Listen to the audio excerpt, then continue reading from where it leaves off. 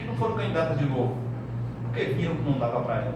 Viram como foi que o colega de partido ganhou. O colega que era menos popular e teve mais votos. Foi comprando. Então ele não quer ou não pode fazer isso. Desistiu. Se você for buscar essa pessoa e incluir ela entre as 38, você vai colocar ela numa chapa viável para pessoas como ela. Mas se você admitir alguém que tenha tido 4, 5 mil votos na mesma chapa, você vai usar essas pessoas para eleger o cara que teve 4, 5 mil votos, porque a vaga vai ser dele.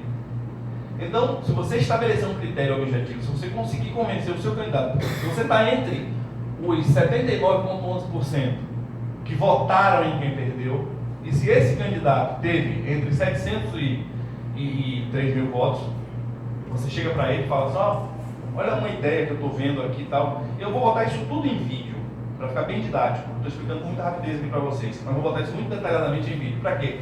Para que pessoas do Brasil inteiro, em todas as cidades, cheguem para o seu amigo, seu parente, seu professor, seu colega que foi candidato e diz, olha, veja se isso aqui não é um caminho viável para você. Agora, você vai ter que engolir algumas coisas. Por exemplo, você é contra o aborto, vai fazer parte da chapa de um cara que é a favor do aborto. Você é do PRQP e vai ser de uma chapa junto com um cara que é do PPPR. Então, para isso vai ter que ser um pouco pragmático. Mas aí a ideologia qual? Qual é a ideologia? A ideologia de passar a mão no dinheiro? Não distingo. Não distingo o partido.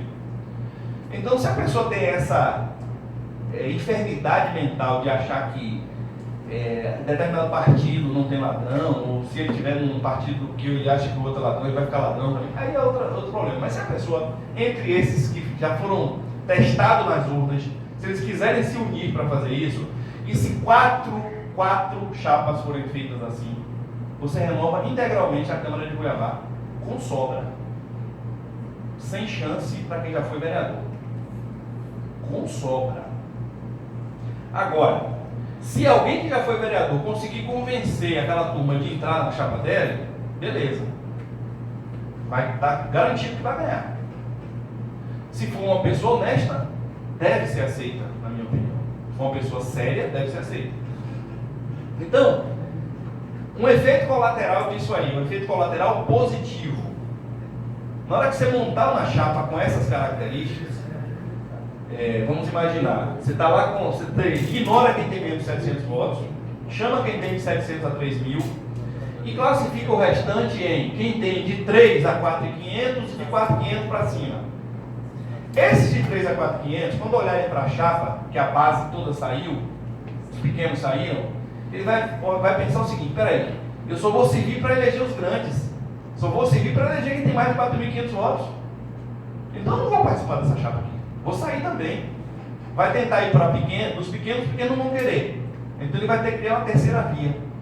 Quando eles também fizerem esse caminho, os grandes, alguns desistirão, porque verão que é inviável para eles disputar aquela eleição.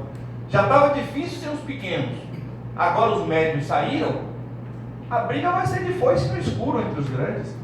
E a gente está falando de gente que investe alto, não arrisca não, ganha a eleição sempre, não vai botar muito dinheiro numa campanha dessa. Então o que vai fazer? Não vai ser candidato. Com isso, naturalmente muitos votos vão migrar para aqueles que continuarão candidatos. Por isso que eu digo, com 4 chapas, aqui talvez não, com 3 chapas dessas, numa cidade desse tamanho, com uma cidade menor, 2 chapas resolveriam. Você renova integralmente. Esta é a verdadeira forma de fazer, não reeleger ninguém. O resto, como não vote, voto individual, de grande enche o pau, tá bom, a galinha enche o pau, mas não elege.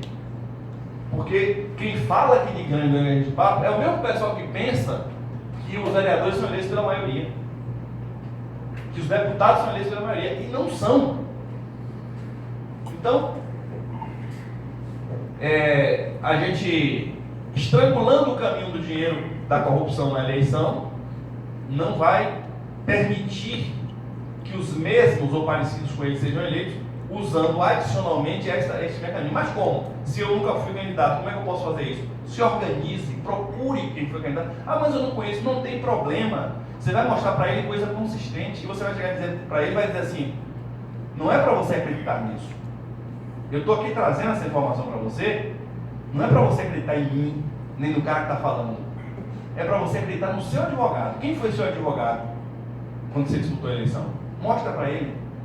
Se o seu advogado disser que isso aí está errado, aí o trabalho de vocês vai ser pegar a opinião desse advogado e mandar para mim. Aí eu vou explicar para ele, porque eu tenho certeza que ele não vai ter entendido. Porque para eu estar falando isso aqui para vocês, eu não tirei da minha cabeça e joguei para as pessoas, não. Quando eu pensei nisso, na verdade não é criação minha, evidentemente, apesar de eu nunca ter visto isso ser feito dessa forma articulada, mas eu fui procurar os meus amigos que são autores na área de direito eleitoral, que são pesquisadores na área de direito eleitoral, que são professores na área de direito eleitoral, coordenam a pós-graduação de direito eleitoral, e falei assim, olha, onde é que está o erro aqui? E eles me disseram, em lugar nenhum. Eu almocei com 5 colegas da área eleitoral. Eu falei, ó, trouxe aqui a ideia para vocês dizerem que está errada. E não estava errada, na opinião deles. Então eu quero que as pessoas não acreditem no que eu estou falando. Eu quero que elas mostrem para que elas possam acreditar no advogado delas. Claro que se elas se enquadram nesse critério que eu estou falando, tá fácil para o advogado dizer, beleza. Mas se elas não se enquadram, imagina o advogado dizer, poxa, realmente, rei ouro para você. Mas eu vou tranquilizar, isso não vai acontecer na prática. Não vai ter, a ideia é boa, então todo mundo vai fazer. Não vai. Então, quem poderia ser atingido com isso, não precisa se preocupar, não pode ficar tranquilo, porque não vai ter problema. Vamos lá mostrar o que é o conceito de cidadãos. E se mudar agora, como vai ser na tal lista? E aí, como é que fica essa matemática? Não vai ser lista. É exatamente por isso que eu não divulguei essa ideia ainda. Estou até com medo desse negócio cair na internet. Porque, eu não sei, mas isso pode até influenciar esse pensamento. Eu tenho muita esperança de que não seja aprovada a lista fechada. Não vai ser. Eu também acho. A lista fechada, ela inviabilizaria isso aí.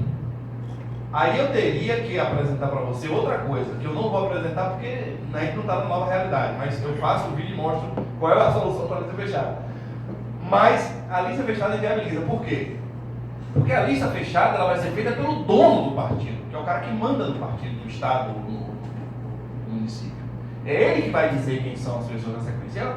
É uma ideia terrível essa para a democracia, porque se você bota lá a lista primeiro, segundo, terceiro, quarto colocados, e você tem 30 candidatos, e as pessoas que são bem informadas vão saber que aquele partido ali no máximo vai ter voto para eleger 1 ou 2, quem é que vai motivar o terceiro, quarto, quinto, até o 30º a fazer campanha?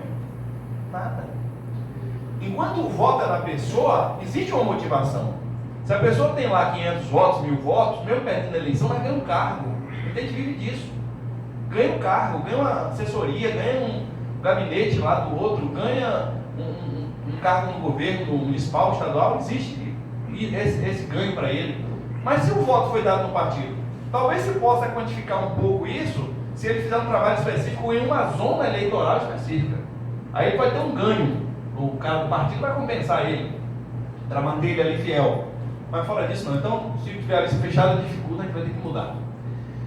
Bom, a ideia do Conselho de Cidadãos é assim, o Conselho de Cidadãos não é uma entidade para combater a corrupção. Não é uma entidade para processar corruptos, denunciar corruptos, de forma alguma. O Conselho de Cidadãos ele existe para instrumentalizar o cidadão, para que o cidadão combata a corrupção. A ideia é o cidadão combater a corrupção. Mas como instrumentalizar? Jogar o cidadão no fogo? Não, exatamente o oposto. Hoje o cidadão salta no fogo, porque ele não tem orientação jurídica, estrutura, suporte, proteção com anonimato, proteção com uma medida que eu vou apresentar aí chamada transparência máxima, que é uma medida de proteção para o cidadão que combate a corrupção. Hoje ele não tem nada disso. Hoje ele se indigna com alguma coisa, vai lá, denuncia e às vezes é perseguido e tal. Tem muita gente que acha que quem combate a corrupção morre, né? Aí por isso que não combate a corrupção.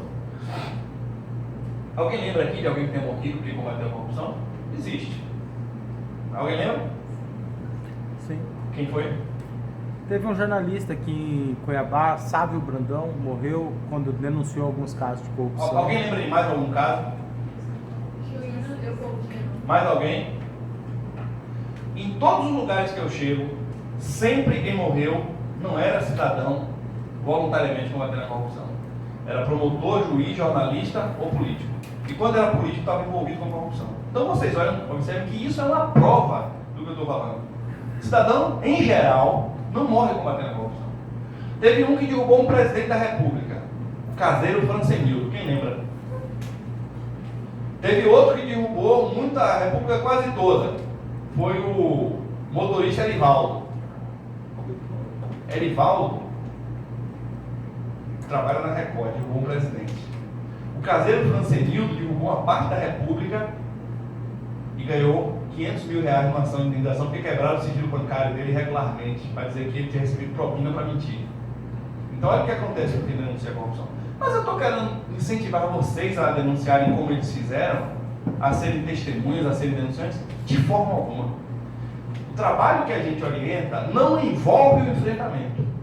Não envolve, o trabalho de vocês não vai ser pegar uma peça, uma petição e assinar para entregar ao promotor.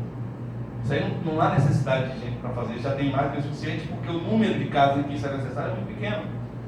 Por exemplo, outro dia eu recebi numa audiência, no intervalo de uma audiência, o advogado e o acusado, minutos antes eu estava lá, atribuindo a ele a prática de ato de improbidade, pedindo para que ele fosse punido, e ele me procurou para me entregar um papel com comprovante de depósito em nome dos corruptos, que não era ele.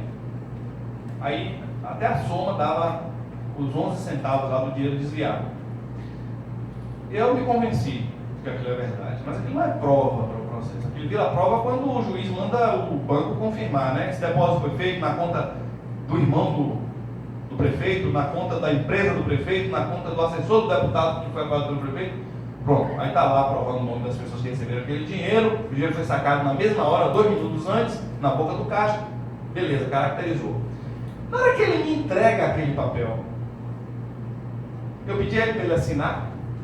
Não, aquele é um documento que vai comprovar uma situação. Então, se ele não fosse processado, mas ele fosse um cidadão que quisesse levar aquela denúncia adiante, se ele chegasse para o promotor e dissesse assim, ó, doutor, eu estou aqui com um comprovante de desvio desse dinheiro, o promotor ia dizer assim, assine aqui. Não, o promotor vai pegar e fazer um ofício, ou vai jogar no processo, e pedir ao juiz que pergunte ao banco lá se aquele dinheiro foi, naquele dia, depositado naquela conta. É assim que se constitui a prova. Então, a maior parte da corrupção praticada hoje no Brasil, ela está na internet. Só precisa você cruzar uma informação com a outra. Por exemplo, você tem o filho de um deputado que é assessor do Tribunal de Contas do Estado do Maranhão. Mas ele está na folha de pagamento de um hospital no Rio ou em São Paulo. É lá que ele trabalha. Ele é um funcionário fantasma no Tribunal de Contas do Maranhão. Isso é um caso concreto. Então, se você entra lá na folha de pagamento de um, entra na folha de pagamento do outro, e tem lá a escala do outro hospital, você pega esses documentos, encaminha para a autoridade vai dizer assim aqui, me dê seu nome aí, seu endereço aí, você precisa ser testemunha de alguma coisa? Testemunha de quê? Quem vai ser testemunha é o pessoal do hospital onde ele trabalha. Quem vai ser ouvido é o cara do recurso humano do tribunal onde ele está lotado, de Araque. Então, gente, a possibilidade de um cidadão combater na corrupção, precisar botar a cara na tela, ela é tão pequena, mas tão pequena, que hoje o número de pessoas que a gente precisa para isso é zero. A não ser que a pessoa tenha vontade e queira, senão eu quero que o mundo inteiro saiba que foi o que denunciei, problema dela. Mas na prática de combater a corrupção, nós não precisamos das pessoas que vão botar a cara na tela. Então quem tem medo de combater a corrupção por isso, esqueça o medo. Não é que o medo não exista, não. Porque na prática quem morre é ambientalista. Quem morre combatendo a corrupção é quem está trabalhando. Outro dia, não sei se foi no Mato Grosso ou no Mato Grosso do Sul, eu não sei porque eu confundo esses dois estados, talvez porque eu seja velho, do tempo que só tinha um. Saiu uma notícia de que um promotor de justiça prendeu o prefeito. Prendeu o prefeito, que estava lá com uma madeira irregular. O caminhão dele foi apreendido e ele chegou lá e pegou o caminhão na tora e levou. Aí o promotor veio, o pessoal filmando, o promotor veio, deu voz de prisão, ele disse, não entra na viatura, o promotor disse, você entra, sargento pode pegar, então botou dentro da viatura e levou o cara preso. Aí alguém postou isso no grupo lá da OAB. Alguns minutos depois, um colega postou um vídeo dizendo assim, promotor da cidade tal sofre atentado a tiros. O mesmo promotor. A caminhonete dele foi atingida por tiro lá porque passou na estrada e e aí correu, fugiu. Aí ele disse, olha aí o que é que dá, Valdir. Aí eu falei, fulano, presta atenção. Você acha que o cara tomou tiro porque ele prendeu o prefeito? Então o prefeito tem poderes premonitórios, porque os tiros foram antes do dia da prisão. Então não foi em consequência da prisão que ele fez. E quando eu fui pesquisar para dizer isso a ele, ainda descobri outra coisa. Depois da prisão, esse promotor foi assaltado, colocado como refém, levado para dentro do mato e não mataram ele. Podia até ter sido morto pelos assaltantes, e claro, iam atribuir a atuação dele, que era um cara rigoroso, etc. Então veja só, até nas condições em que tinha tudo para o cara morrer, o cara não morre. Entenderam? Mas o que eu quero que vocês entendam não é isso. Eu não quero dizer que não tem risco. Tem sim. Eu não vejo risco nessa dimensão, mas eu quero que vocês achem que tem mesmo. O que eu quero que vocês entendam é que tem como combater a corrupção sem precisar correr risco, sem precisar aparecer. Nós temos uma frente de ação, por exemplo, fundamental para o trabalho, que consiste em você procurar coordenação de cursos universitários para propor a adesão a um convênio, uma parceria, onde os estudantes daquela instituição trabalham 4 horas por semana voluntariamente para o Conselho de Cidadãos e ganham seu certificado lá para complementar suas horas. Vão matar essa pessoa que está contactando com a faculdade? Primeiro não vai saber nem quem foi, né? Então isso é combater a corrupção, porque nós precisamos de mão de obra. Hoje é o problema que nós temos. Hoje nós temos 2 grandes problemas. O segundo é mão de obra. O primeiro é se livrar das pessoas que fazem de conta que têm interesse pelo assunto, ou que não perceberam ainda que não tem tempo para... São só 15 minutos por semana que a gente pede às pessoas. E as pessoas, tem gente que não percebeu ainda que não tem 15 minutos por semana. Tem gente que não percebeu ainda que ela não consegue deixar, assim, suprimir 15 minutos do seu WhatsApp, de suas visitas ao WhatsApp ou do Facebook, para dedicar a combater a corrupção em uma semana. Tem gente que não percebeu ainda isso. Então a pessoa assume um compromisso, uma responsabilidade, uma tarefa e não cumpre. Ela, naquela mesma semana, ela gastou tempo com Netflix, assim, o dobro do que normalmente ela gasta. Mas coincidentemente, naquela semana ela esteve com a perna engessada porque tropeçou lá no negócio. Você talvez, não fiz porque a perna está engessada aqui, não fui fazer. Você está com o celular o tempo inteiro na mão, o trabalho que você assumiu fazer é no celular, mas você não vê porque a perna está engessada. Então, essa pessoa é quem mais atrapalha a gente hoje, porque a gente teve um trabalho no ano passado que envolvia 198 cidades, inclusive Cuiabá. E aí a gente dividiu 6 cidades para cada um dos voluntários que se ofereceram para essa tarefa, que era uma tarefa meio chata, que era pegar determinados dados em um ponto específico do site do Tribunal Superior Eleitoral. Alguns fizeram imediatamente, outros eu falei assim, deve estar com dificuldade, mas certamente vai cumprir o prazo. Quando chega no fim do prazo, cadê? Não fez. Aí a pessoa veio dizer que não fez porque teve audiência 2 vezes nessa semana, porque teve um imprevisto de tal coisa e tal. Por que você não avisou no dia que você teve um imprevisto? Agora a gente está aqui em 24 horas para fazer esse trabalho todo acumulado. E a gente virou à noite para fazer, para cumprir o prazo, para não estragar o trabalho que já tinha sido feito. Então isso é o pior problema que a gente tem. Gente que faz de conta que quer sem querer. O segundo é a falta de mão de obra. Uma mão de obra que existe. Porque 0,5% da população quer combater a corrupção. Então quando eu falei que uma cidade de 100 mil habitantes tem 500 pessoas que podem combater a corrupção, tem 1.000 pessoas que querem e tem 500 que podem. Mas a gente vai para um evento e tem lá 200 pessoas. Nessas 200, talvez não esteja nenhuma das 500 que poderia ter interesse. Então, por isso é que O bom é que esse tipo de informação seja divulgada entre as 100 mil pessoas. Porque aí talvez você convença daquelas 500, umas 40 ou 30 a comparecerem, todas vão aderir a esse trabalho. Então, como é que funciona o Conselho de Cidadãos? Grupos de 11 a 21 membros, no mínimo 3 com conhecimento específico. Isso quer dizer o quê? Que os outros não precisam ter. Podem até ser analfabetos. Verdadeiramente isso. A pessoa que não tem conhecimento do idioma pode ajudar a combater a corrupção. Existem várias formas de fazer isso. Crescimento permanente, ou seja, a cada reunião, é mensal a reunião.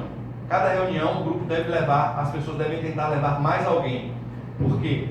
Porque só assim você vai repor as saídas naturais, né? A pessoa vai fazer o mestrado, não vai ter tempo, o filho nasceu, não vai ter tempo, assumiu um novo emprego, não vai ter tempo, perdeu o emprego, não vai ter tempo, e assim por diante. Alguém na família ficou doente, não vai ter tempo, então pessoas vão sair. Ou então, fui contratado por um cara aí que eu acho até que é corrupto, então eu não vou ter tempo. Qualquer coisa pode ter acontecido. Então sempre o crescimento é perseguido. E também porque quando se atinge o número de 22, o grupo se desdobra em 2. Centralização de distribuição das demandas. O site vai receber as demandas. Eu estou descrevendo aqui uma das frentes de ação, que é o carro-chefe do Conselho de Cidadãos. Se chama Demanda Cidadã. Então a pessoa chega lá no site e fala, ó, o exemplo que eu citei, tem uma placa de uma obra na minha rua, dizendo que a obra vai custar R$250 mil. A reforma numa casa lá da Secretaria de Educação. Só que essa casa vale 32 mil. Se a pessoa quiser dizer assim, aí existe corrupção, ela não precisa mandar para o Conselho de Cidadãos, ela já sabe. Então ela vai assumir a responsabilidade dela lá. Mas se ela quiser utilizar o Conselho de Cidadãos, ela vai gerar uma demanda, perguntar, isso aí está correto? Nós temos mecanismos com suporte voluntário de pessoas da área de engenharia, de arquitetura, que for necessário. E se não tiver em alguma área muito específica esse voluntário, a gente tem como, através de órgãos públicos, buscar esse apoio, órgãos de controle. A gente vai chegar e dizer, não, isso aí é um edifício que vai ser construído, a obra está até barata e tal. Então vai dizer, não, de fato existe uma irregularidade grave aí, porque esse projeto não pode custar 250 mil. Esse projeto no máximo teria que custar 15 mil. Então tem superfaturamento. Então o que é que nós fazemos? Encaminhamos para a autoridade competente para processar. Acabou aí o nosso trabalho? Não, está começando. Porque nós somos a sociedade. Nós não somos um indivíduo desamparado que entrega a documentação ao promotor e 2 anos depois está falando mal do Ministério Público. Eu botei lá no Ministério Público, não deu, foi nada. Aí quando você vai olhar, já tem um processo em andamento e ele não sabe.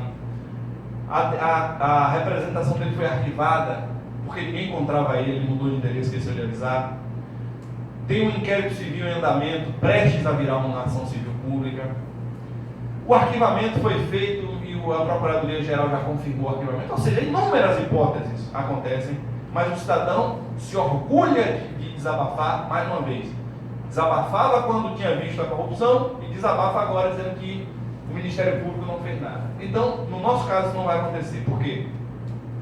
Porque quando nós iniciarmos o procedimento no Ministério Público, nós vamos registrar isso com a identificação numérica apenas e vamos perguntar ao promotor, em quanto tempo Vossa Excelência vai dar a resposta? Porque se a gente tem uma providência pendente, tem um prazo na lei, como por exemplo, acesso à informação que são 20 dias, a gente abre o prazo de 20 dias lá. Os 80% do início do tempo está na linha verde de curso do tempo, os 20% do final estão na linha laranja, está perto de acabar, e depois que passa está vermelho. Aí a gente vai adotar providência quando se ultrapassa aquele prazo previsto na lei. Mas o promotor é quem vai dizer o seu próprio prazo. Então ele vai dizer, olha, eu analiso isso aí em 30 dias e dou a resposta a vocês. Então nós botamos o prazo dele, 30 dias. Se em 30 dias ele não der a resposta, a gente pergunta a ele. Eu fiquei doente, eu me atrasei e tal. Em mais 10 dias eu faço. E aí nós vamos lá acrescentando os 30 dias dele. Mas se ele disser assim, não me enchem um saco, eu não devo nada a vocês, vamos procurar o que fazer, a gente representa no Conselho do Ministério Público. Não é uma coisa que ele vai gostar muito de ver acontecer, mas a gente vai. Então, o único enfrentamento que a gente pode ter é com quem não mata. Porque você já viu um bandido matar gente, corrupto matar gente. Mas se é promotor matar gente, é mais difícil, né? Juiz matar gente, auditor do tribunal de contas, vou matar o cara ali que ele me representou. Não, ele tem muito a perder se ele fizer isso, né? Então, mas quem é que vai representar? É o cidadão que mora na comarca dele, que está sujeito ali a um processo da família dele ser matracado, que está sujeito ali ao inventário do avô dele nunca sair do lugar, que está sujeito ali a um posse de droga virar tráfico, que está sujeito a uma perseguição qualquer, a empresa da família dele começar a ser fiscalizada? Não. Esse tipo de providência, que é uma providência extrema, porque entre os integrantes do Conselho de Cidadãos tem vários integrantes das redes dos órgãos de controle. Esse caso é muito extremo, mas se um dia acontecer, essa representação vai ser feita por pessoas que estão a muitas centenas de quilômetros daquela autoridade, não estão sob a jurisdição daquele juiz, não estão na comarca daquele promotor, não estão na cidade daquele secretário, daquele prefeito. Então, essa possibilidade não existe. Mas vamos imaginar que a gente um dia precise representar contra um prefeito de lá de Sucupira. Vocês conhecem essa cidade de Sucupira? O pessoal mais velho conhece. Até o nome do prefeito você sabe, né? Como é? Rodorico. Rodorico para você. Pois é. Quem não conhece a cidade tem que conhecer, vai assistir o Bem Amado, de Dias Gomes. Vamos imaginar que um dia precisamos representar formalmente, porque cansamos de enviar esses documentos que comprovam e o Ministério Público estava omisso. Então vamos lá. Quem vai assinar essa representação? Um cara de Sucupira, né? Então vai ser um cara de Porto Alegre, um de Salvador, um de Cuiabá, um de Sorocaba e um de Manaus. E o prefeito é em Sucupira. Ele vai poder perseguir alguém? Não. Ele vai poder demitir a prima de alguém? Ele vai poder mandar cobrar o IPTU que ninguém está pagando das pessoas daquela família? Não. Ele não vai poder fazer nada disso. Mas vamos mais um caso mais extremo ainda. Por acaso esse prefeito de Sucupira tem um parente lá em Sorocaba. Aí fala assim, rapaz, tem 5 pessoas aí que representaram contra mim, eu não sei porquê. Dá para você passar lá na casa dele, aí você mora na mesma cidade, só para ver o que é. Aí o prefeito vai e pede a uma pessoa pacífica. Vai até com a criança no braço para mostrar que não está ali para matar ninguém, nem para ameaçar ninguém. Chega lá e fala assim, olha, você representou contra o prefeito lá de Sucupira, qual é o seu interesse lá na cidade? E a resposta vai ser sempre a mesma. Eu não estou mais nesse caso. Não tenho interesse nenhum. Não estou mais nesse caso. Então, automaticamente essa pessoa é substituída por alguém lá de Belém, ou de Recife. E aí nós vamos implementar nessa cidade, por causa da curiosidade do prefeito, a transparência máxima. Então, se a denúncia era contra o superfaturamento de seringa, vamos primeiro ver todos os contratos da Secretaria de Saúde. Depois vamos ver todos os contratos das outras secretarias. Lei de acesso à informação. Porque se ele foi capaz de ter essa curiosidade, no lugar de gastar o tempo dele para se defender, é porque alguma coisa ele tinha para esconder. Então vamos ver o que ele está escondendo.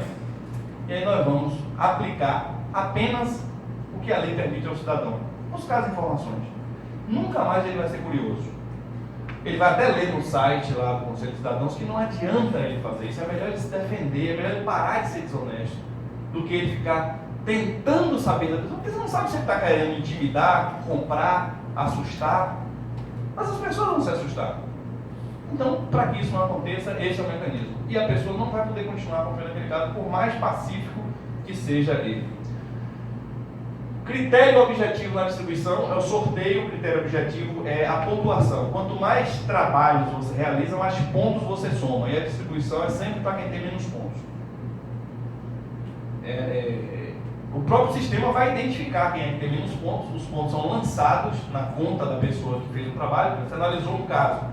Esse caso é complicado, valeu 50 pontos. Esse caso é simples, valeu 3, 4 pontos. Então você soma os pontos e quem tem menos pontos recebe a próxima.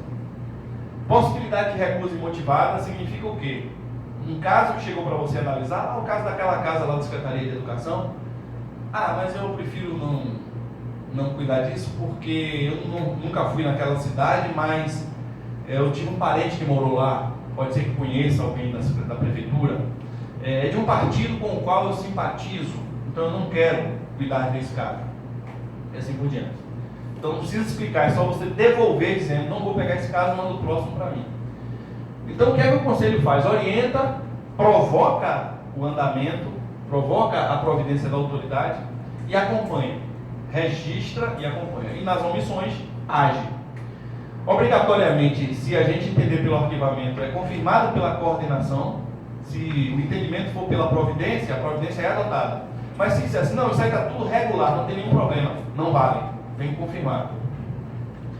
Impossibilidade de atuação no lugar em que esse grupo é sediado. Então, se o caso é referente a Campo Grande, ninguém de Campo Grande vai analisar esse caso. Mas por quê? É porque tem medo? Não, é para não perder tempo. Porque quando você está numa cidade, por exemplo, de 30 mil habitantes, onde todo mundo se conhece, quando você protocola um pedido de informação, adota qualquer providência em relação à corrupção, a primeira coisa que as pessoas pensam é ser candidato a vereador. E isso é um crime grave na cabeça de imbecis. Né? Acha que quem é candidato a vereador está cometendo um crime. Quer dizer, o cara que fala isso, ele quer que o candidato a vereador seja o que compra voto, não o que está combatendo a corrupção. Então ele fala, e isso desmoraliza, porque o sentimento coletivo é esse mesmo, é de repúdio a quem entra na política. Então critica a pessoa por essa atitude, e a pessoa se sente até acuada, porque todo mundo vai ficar criticando a pessoa. Então, se ele faz isso numa cidade a 1000 quilômetros, ele nem título eleitoral tem naquela cidade, então qual é o problema? Outro fator, naturalmente alguém vai procurar você numa cidade pequena. Vai, peraí, estão comentando lá que você está denunciando um negócio, o que é isso? Aí me conta. Aí você vai perder tempo com isso, daqui a pouco a sua família vai começar a lhe pressionar para você desistir, porque a sua cunhada, a sua prima vai perder o emprego na merenda escolar e você vai desistir. Ou então, se uma pedra cair no seu telhado, você vai achar que é uma ameaça. Você vai achar que alguém está lhe dando um aviso. Então, para perder tempo com isso. Até porque em cidades pequenas, todo mundo sabe em quem as pessoas votam. Se você é do lado de quem está no poder e você pede alguma informação, você é visto como um traidor, está querendo destruir o próprio grupo. Se você é do lado contrário, você é visto como um cara vingativo, que está com raiva porque perdeu a eleição. Então, para parar de perder tempo com isso, a gente usa um critério muito simples. Você não atua na cidade que você vive. Você não tem por que se preocupar. E também com isso você afasta as pessoas que querem tirar proveito político desse trabalho. Você inviabiliza, você vai fazer com que essa pessoa reconheça e caia fora, porque ela tem outras coisas para fazer. Ela vai buscar fazer alguma coisa onde ela possa ganhar votos, mas nisso ela não vai poder ganhar votos. Essas são as razões pelas quais a gente segue esse princípio. O conselho ele pode ter de 11 a 21, mas ele funciona com no mínimo 6, não importa quantos tem lá, não tiver 20, não precisa ter maioria simples não. Com 6 ele funciona, a reunião funciona com 6, mas 6 de verdade, né? Não é dizer assim, só tem 5 aqui, mas o João está com a perna quebrada, está em casa, eu passo lá e pego a assinatura dele na ata. Não existe isso, né? Nesse negócio que a gente não pode fraudar não, né? Distribuição interna com critério objetivo.